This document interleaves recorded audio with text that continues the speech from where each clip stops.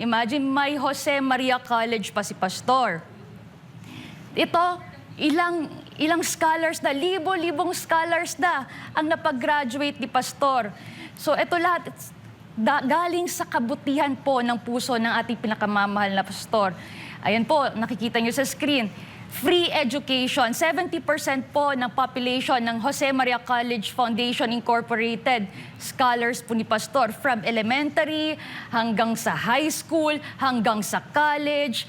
30 plus na ang courses dyan sa JMCFI. Kabilang tayong tatlo sa pinag-aral ni Pastor. Ay nga, dyan. sa College of Law, may College of Medicine. So kami mga scholars din po kami ni Pastor.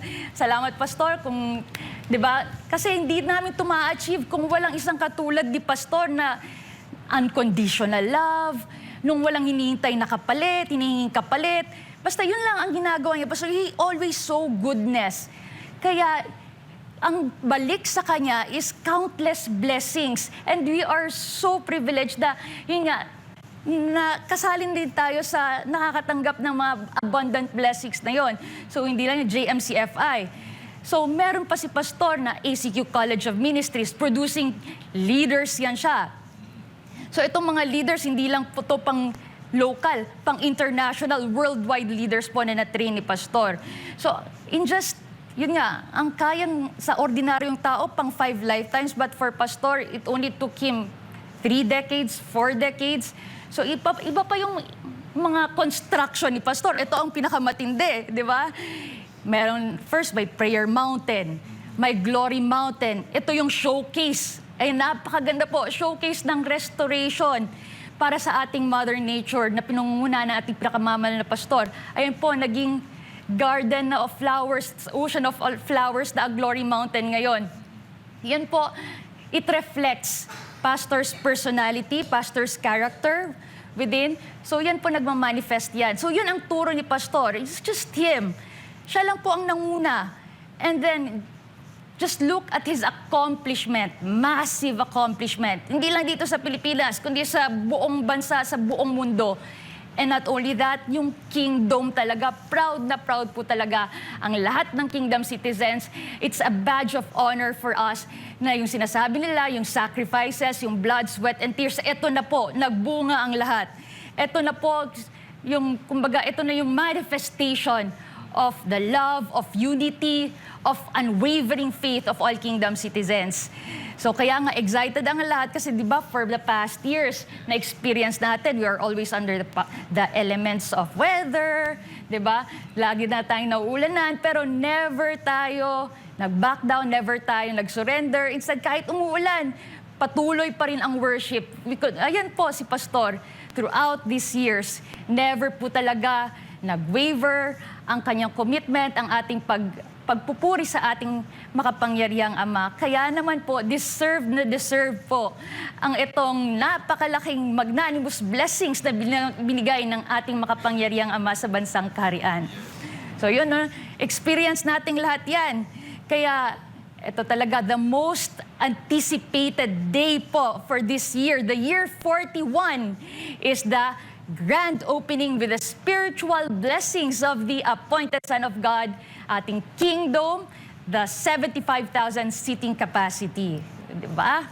Excited tayong lahat.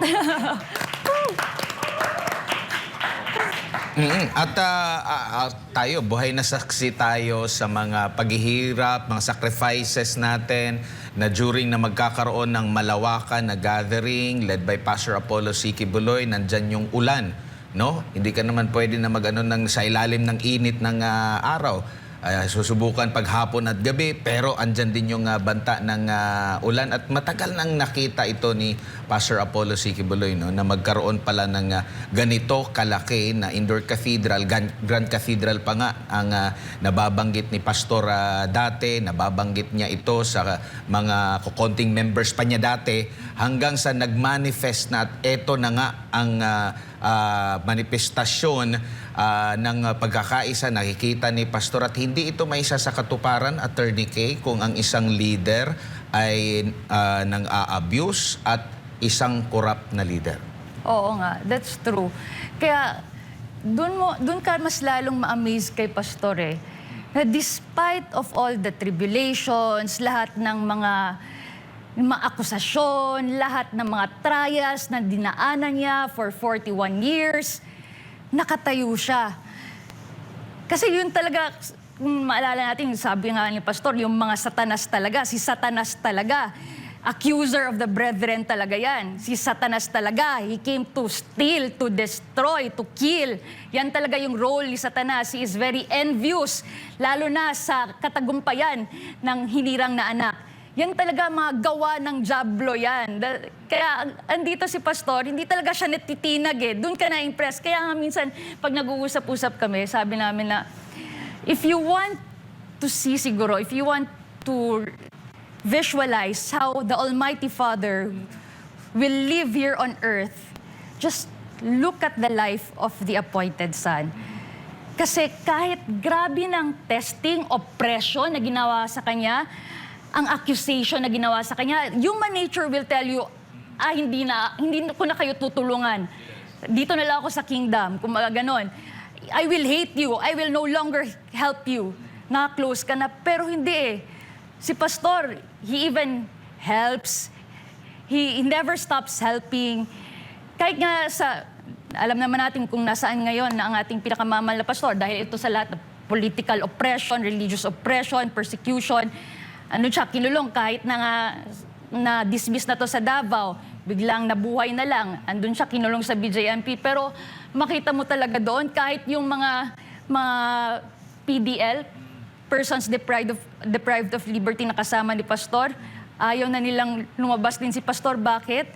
Kasi siya yung mismong nagpapakita ng love, ng generosity. Siya nagbigay ng hope para sa mga PDLs na doon. Dati kasi, ang treatment sa PDL, sa mga nasa kulungan, di ba, parang hayop na. Pero si Pastor, parang talagang tinuro niya doon na you have to treat them like human.